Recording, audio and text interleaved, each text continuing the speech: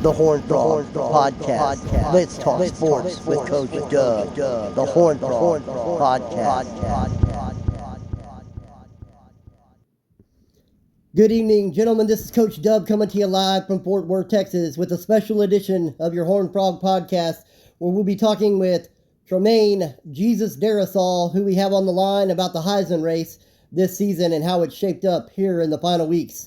But today's Horn Frog Podcast is brought to you proudly by Republic of Whiskey, Texas.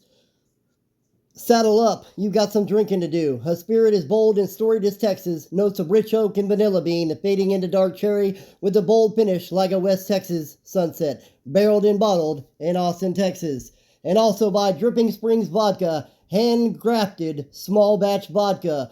Dripping Springs Vodka, get you some today. Jesus, how are you doing today? Is it okay if I call you Jesus? Yeah. What's up? All right, right now the Heisman race has started off with, Notre Dame and Lee Eapaw are in the lead, and you and Isaac Parker are neck and neck. How do you feel about your chances after that championship game win versus Texas Tech? Man, I feel great. But, those are all great players. They're all three of those, or four of those guys, they're all well deserving of that award. And honestly, I'm just happy to get the win. If you don't win the Heisman, are you thinking about coming back for next season, or are you still thinking about going pro? Man, I'm still on the fence with that. I'm just going to finish out the rest of this season, and we'll see how all that plays out in the future. Well, I hope you make a natty, and it'd be great to see y'all win one. It's been a long time for Arkansas.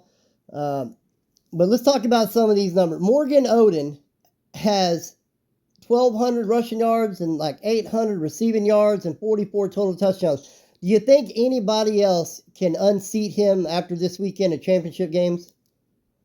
Oh, man, I'm not sure. Morgan Oden, he's a great player. He's done a lot for Notre Dame. He's probably the biggest reason they're in the position that they're in.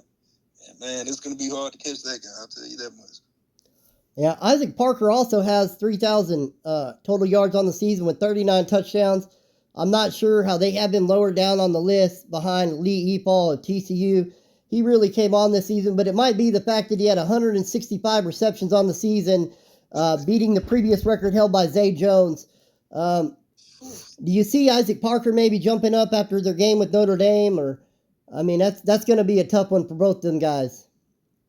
Man, it's hard to say because I know both of those guys, they can play their ass off, man, and it's definitely going to be a fun game to watch. Probably expect a lot of running from both teams, and whoever wins that game or whoever has the most yards that game, they might jump.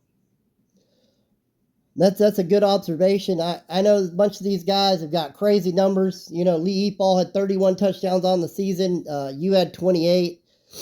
Hell, in your championship game, you had 257 total yards between rushing and passing for 5 total touchdowns. That's another great game for you. Appreciate that. I do have one question for you.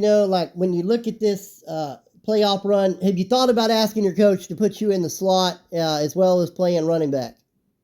I have not, man. I have a lot of trust in our receivers, and I feel more comfortable playing at the running back position, and I trust those guys can make plays when their numbers called, and I trust that I can make plays behind my offensive line. Man, it's good to hear that, and I just want to say I was talking to some of the guys on your team after the game earlier today. Some of the guys called and talked to me. Daniel Wade, the linebacker, he had a big interception in y'all's game. Bryce Cobb, another linebacker, 11 tackles.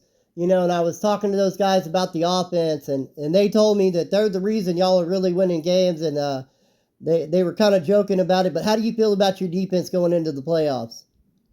Man, I feel great about them, honestly. I know most of the time when you look at a game and you see 49 points on the board, it's usually not a great defensive outing. But, man, you got to look like one of those was a blocked field goal, and then on offense we gave up some short field, and then they also had a kick return to the ones. So I believe, honestly, our defense played great despite what the scoreboard says. Man, it's good to hear you say that, and we know you're a selfless player, Jesus. I know you get all the accolades, and I know down there in Arkansas, on game day, they're screaming, Jesus, save us in the stands, and I know you love all that, but we also know that you believe in team first, and I I heard some of the guys that said, they heard you talking to the coach and told him you didn't care if you had 0 yards and 0 touchdowns as long as y'all were winning games. And that's a great thing to hear from young players like you. So we really appreciate what you've done this season. We hope to see you back next year. Is there anything you have to say to the Arkansas fans before we let you go? Man, go Hogs. Let's win this damn natty. All right, man. Good luck in the playoffs. Thanks for having you, man. Appreciate you having me, Coach Dub. All right. This is Coach Dub in Fort Worth, and don't forget your Dripping Springs vodka and your Texas Republic whiskey. Get them today at a liquor store near you. This is Coach Dub signing off until next time.